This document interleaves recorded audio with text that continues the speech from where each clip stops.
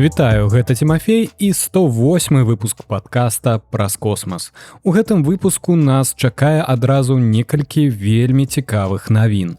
Пагаворым пра тое, як праходзіць падрыхтоўка да ўжо наступнага палёту Starship і чаму SpaceX упершыню вырашыла вярнуць карабель пасля пасадкі ў акіяне і што інжынеры спадзяюцца даведацца пасля яго вывучэння.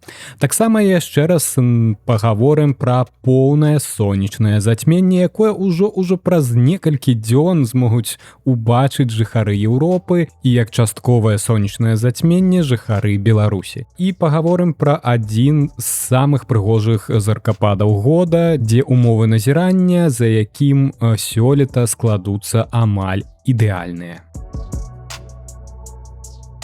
І пачнём сёння з навіны пра чарговы выпрабавальны палёт Starship, які стаў яшчэ адным важным этапам у развіцці самай вялікай ракеты ў гісторыі чалавецтва. Пасля двух няўдалых спроб 24 ліпеня кампаніі SpaceX нарэшце ўдалося запусціць Starship Flight 13.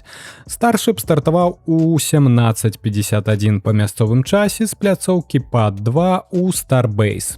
І гэта быў чарговы субарбітальны выпрабавальны палёт, падчас якога SpaceX паставіла перад сабой некалькі важных задач. І хаця не ўсё прайшло ідэальна, галоўную увагу прыцягнула амаль бездакорная праца карабля Ship-40. Ён паспяхова выканаў усе асноўныя задачы, упершыню вывеў у палёт 20 сапраўдных спадарожнікаў Starlink версіі 3, паўторна запусціў адзін з рухавікоў Raptor у космасе і вельмі дакладна прывадніўся ў Індыйскім акіяне. Але да гэтага запуску быў вельмі няпросты шлях. Спачатку SpaceX разлічвала усталяваць новы рэкорд па хуткасці падрыхтоўкі ракеты ад вывазу са зборачнага ангара да старту. Увесь дзень 16 ліпеня надвор'е было ідэальным. Запраўка праходзіла без праблем, але літаральна за хвіліну да старту аўтаматыка затрымала адлік для дадатковай праверкі ціску ў сістэмах. Затым рухавікі пачалі запуск, але высветлілася, што замест 33 рухавікоў запрацавалі толькі 29. Сістэма бяспекі адразу ж перапыніла запуск. І гэта быў першы ў гісторыі Starship выпадак, калі старт быў адменены ўжо пасля пачатку запальвання ўсіх рухавікоў поўнасцю сабранай ракеты. Маск пасля паведаміў, што некалькі рухавікоў проста не запусціліся, таму камп'ютар аўтаматычна адмяніў старт. Пазней ён таксама пацвердзіў, што два рухавікі будуць замененыя. Пасля гэтага SpaceX прыйшлося зноў разабраць усю сістэму. Ship-40 і Booster 20 вярнуліся ў ангары для дадатковых работ. Пазней Ship-40 зноў вывезлі са зборачнага комплексу, а Booster 20 вярнуўся на стартавую пляцоўку. У выніку кампанія замяніла як мінімум 4 рухавікі, а адзін яшчэ і дадаткова пераўсталявала. Пасля такога маштабнага рамонту інжынеры правялі спецыяльную праверку герметычнасці. Для гэтага адкрываюцца галоўныя клапаны паліўнай сістэмы і правяраецца, ці няма уцечак у месцах злучэння рухавікоў з ракетай. Толькі пасля паспяховага завяршэння гэтай праверкі SpaceX дазволіла новую спробу запуску. Спачатку старт хацелі правесці 23 ліпеня, роўна праз тыдзень пасля няўдалага запуску, але гэтым разам перашкодзіла ўжо надвор'е. У выніку запуск перанеслі яшчэ на адзін дзень. Непасрэдна перад паспяховым стартам SpaceX расказала, што насамрэч адбылося падчас першай спробы. Высветлілася, што адразу 6 рухавікоў Raptor мелі заніжаны ціск у турбапомпах, якія падаюць вадкі кісларод. Прычынай стала вільгаць у гэтых помпах. Чаму яна там з'явілась, пакуль невядома. Менавіта гэта і прывяло да таго, што 4 рухавікі так і не запусціліся. Усе праблемныя рухавікі былі заменены, яшчэ раз праверены на герметычнасць, пасля чаго помпы прайшлі дадатковае выпрабаванне. І вось нарэшце 24 ліпеня Starship стартаваў. Усе 33 рухавікі Booster 20 працавалі бездакорна падчас узлёту. Аддзяленне ступеняў таксама прайшло ідэальна. Пасля гэтага паскаральнік выканаў манёвр вяртання і пачаў падрыхтоўку да пасадкі ў Мексіканскім заліве. Падчас пасадкі спачатку запрацавалі 10 рухавікоў «Раптар», затым іх колькасць паменшылася да 8, пасля да 5. Але ў самым канцы паскаральнік апускаўся крыху хутчэй, чым гэта трэба было, і моцна ударыўся аб ваду. Такім чынам, мяккай пасадкі ў гэты раз не адбылося. Затое Ship-40 амаль не пакінуў прычын для крытыкі. Карабель выканаў усе свае задачы. Больш за тое, пасля прываднення ён не выбухнуў і не разбурыўся адразу, як гэта звычайна адбывалася ў папярэдніх палётах. І гэта дазволіла атрымаць працяглыя відэакадры стану цеплавога шчыта ўжо пасля ўваходу ў атмасферу. Але ж пра яго лёс, пра Starship-40 крыху пазней. Каб лепш зразумець, што змянілася ў новым палёце, варта ўзгадаць папярэдні Flight 12. Тады падчас узлёту таксама працавалі ўсе 33 рухавікі, але прыкладна праз 2 хвіліны адзін з новых Raptor-3 нечакана выключыўся. Нягледзячы на гэта, ракета працягнула палёт. Пасля аддзялення ступеняў Booster-19 памыліўся падчас павароту, з-за чаго некалькі рухавікоў атрымалі пашкоджанне, а манёвр вяртання быў перапынены. Пазней паскаральнік выбухнуў перад самым ударам аб ваду. Сам жа карабель з Flight 12, а менавіта Ship-39, таксама страціў адзін вакуумны рухавік, але ўсё роўна змог выйсці на разліковую траекторыю і вывесці 22 макета спадарожніка. Пасля чаго ён выканаў амаль ідэальны ўваход у атмасферу і дакладна прывадніўся ў Індыйскім акіяне. Для Flight 13 SpaceX падрыхтавала шэраг паляпшэнняў. На Booster-20 з'явілася дадатковая цеплавая абарона ў верхняй частцы корпуса. Таксама былі ўзмоцнены асобныя элементы канструкцыі. Пасля расследавання праблем папярэдняга палёту інжынеры прыйшлі да высновы, што найбольш верагоднымі прычынамі няўдалага манёвру вяртання бустера сталі ўздзеянне высокай тэмпературы на рухавікі і некарэктныя налады сістэмы аварыйных паведамленняў. Таму былі ўнесены як канструкты, так і праграмныя змены, якія павінны былі павысіць надзейнасць паўторнага запуску рухавікоў у палёце. Ship-40 таксама атрымаў некалькі важных паляпшэнняў. На ім з'явіліся новыя элементы цеплавой абароны, дадатковыя вентыляцыйныя адтуліны для кіслароднага бака і некалькі эксперыментальных участкаў цеплавога шчыта. Частку плітак нават спецыяльна пафарбавалі ў белы колер, каб новыя спадарожнікі Starlink маглі сфотаграфаваць іх падчас палёту і ацаніць стан цеплавой абароны пасля ўваходу ў атмасферу. Асобна варта адзначыць пра галоўную навінку гэтай місіі. Упершыню Starship вывеў у космас сапраўдныя спадарожнікі, а не макеты. 6 з іх атрымалі камеры і падсветку, каб здымаць цеплавы шчыт карабля падчас вяртання на зямлю. Акрамя таго, усе спадарожнікі упершыню разгарнулі свае сонечныя панелі і антэны і павінны былі праверыць новае абсталяванне, а таксама сувязь з астатняй сеткай Starlink праз лазерныя каналы. Дык што ж там з лёсам Ship-40? Гэтым разам SpaceX не проста атрымала дадзеныя ад аналізу, але ўпершыню гісторыі праграмы верне сам карабель Ship-40 для дэталёвага вывучэння. Кампанія адразу накіравала да карабля выратавальныя судны замест таго, каб затапіць яго або пакінуць у акіяне. Пасля прываднення Ship-40 дрейфаваў больш за 400 кіламетраў. І зараз аперацыя па эвакуацыі ўжо ідзе. Паводле ацэнак, буксіроўка Ship-40 да берага можа заняць некалькі дзён, а то і тыдняў. Пасля дастаўкі ў Аўстралію SpaceX зможа альбо адразу пачаць яго вывучэнне на месцы, альбо арганізаваць транспарціроўку назад у Starbase. Для інжынераў гэтая аперацыя мае вялікае значэнне.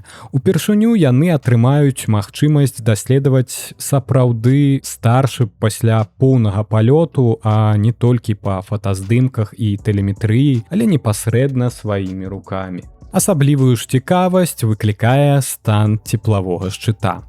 Фатаграфіі, зробленыя спадарожнікамі Starlink, паказалі, што большая частка цеплавой абароны захавалася вельмі добра, нават не гледзячы на павышаныя аэрадынамічныя нагрузкі падчас узлёту. Асноўнае пашкоджанне знаходзіцца ў ніжняй задняй частцы карабля.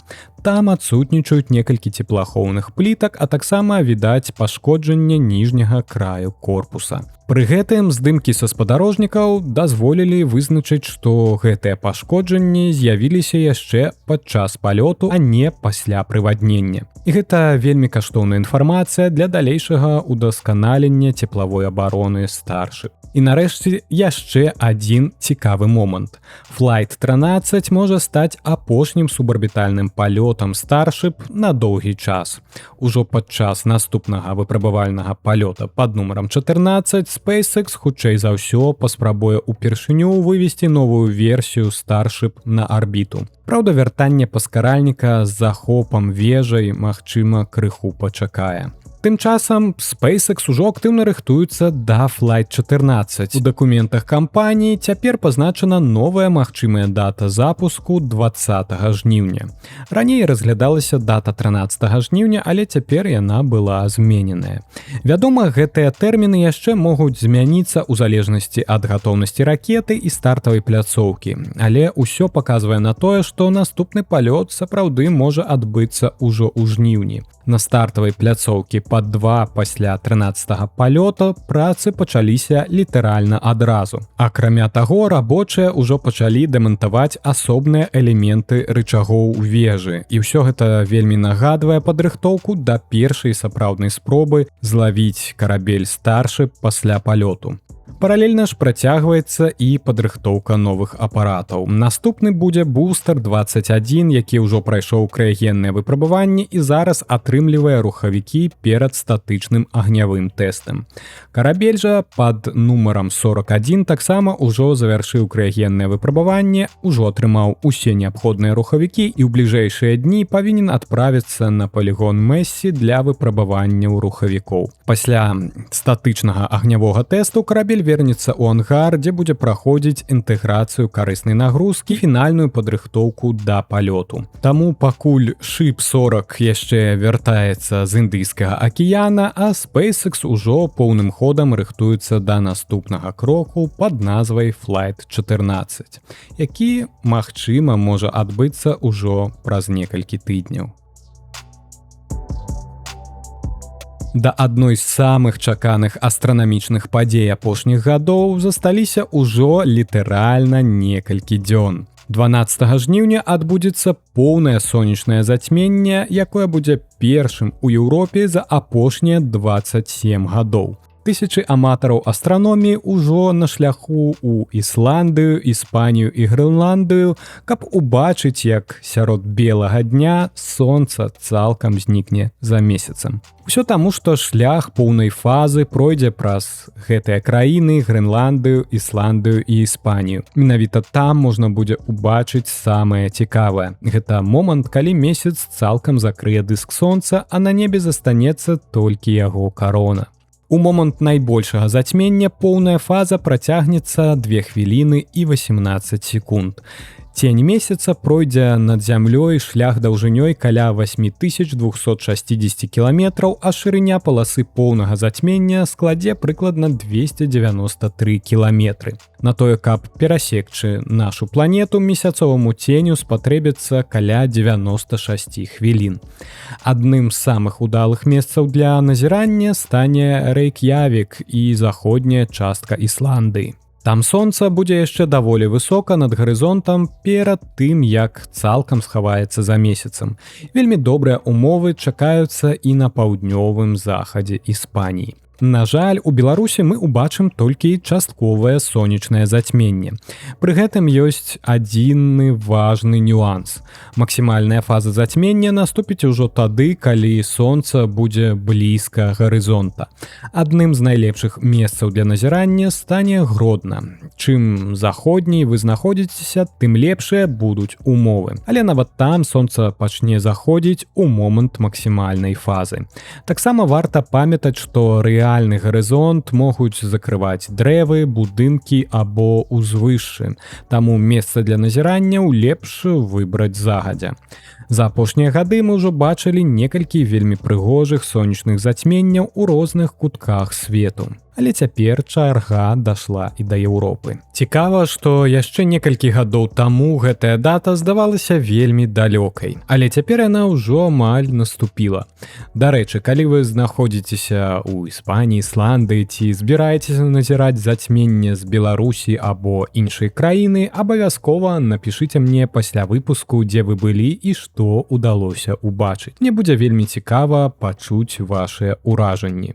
А калі вы хочаце лепш падрыхтавацца да гэтага зацьмення, я ўжо выпусціў асобнае відэа на YouTube, дзе падрабязна распавёў пра зацьменне і паказаў сімуляцыі таго, як яно будзе выглядаць. Таксама ў апісанні да гэтага падкаста я пакіну спасылку на інтэрактыўную карту, на якой можна паглядзець шлях поўнай фазы і дакладна праверыць, як будзе выглядаць зацьменне менавіта ў вашым месцы. Калі яшчэ не бачылі гэтае відэа, вельмі раю паглядзець яго перад 12 жніўня, каб быць цалкам гатовымі да адной з самых галоўных астранамічных падзей гэтага года.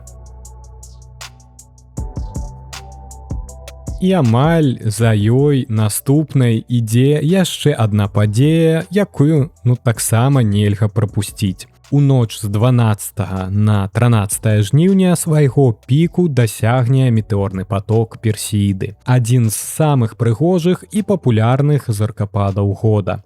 Сёлета умовы для назіранняў будуць амаль ідэальнымі. 12 жніўня будзе маладзік, таму месяц не будзе засвечваць неба і можна будзе ўбачыць не толькі самыя яркія, але і больш слабыя метэоры. Наступны раз такое удалае супадзенне адбудзецца толькі ў 2045 годзе. Звычайна падчас максімуму персеідаў можна ўбачыць да 100 метэораў на гадзіну. Хаця астраномы адзначаюць, што ў 2026 годзе актыўнасць можа быць крыху ніжэйшай за сярэднюю. Пры гэтым не выключаюцца кароткія дадатковыя ўсплескі актыўнасці, калі Зямля будзе праходзіць праз больш шчыльныя пылавыя сляды каметы Свіфта-Тутля. Найлепш назіраць персеіды ў другой палове ночы і перад світаннем. І, канешне ж, падалей ад гарадскога асвятлення. Вам не спатрэбіцца ні тэлескоп, ні бінокль. Дастаткова знайсці толькі месца з адкрытым небам, даць вачам каля 20 хвілін прывыкнуць да цемры і проста назіраць. Дарэчы, 12 жніўня будзе сапраўды унікальным днём і ноччу для аматараў астраноміі. Персеіды, частковае і поўнае сонечнае зацьменне, так што гэта будзе адзін з самых насычаных астранамічных дзён апошніх гадоў. На гэтым усё. Дзякуй, што правялі гэты час разам са мной і дзякуй за тое, што слухаеце праз космас. Вельмі спадзяюся, што гэты выпуск быў для вас цікавым і дапамог даведацца нешта новае. Калі вам падабаецца тое, што я раблю, і вы хочаце, каб падкаст працягваў выходзіць, вы можете падтрымаць яго на Patreon або праз Buy Me Coffee. Нават невялікая падтрымка дапамагае знаходзіць больш часу на стварэнне новых матэрыялаў. Велізарная падзяка ўсім тым, хто падтрымліваў, падтрымлівае ці, можа, думае падтрымаць мой падкаст. Таксама не забудзьцеся падпісацца на падкаст, на сацыяльныя сеткі, каб не прапусціць цікавыя навіны і наступныя выпускі. Чыстага неба, пачуемся!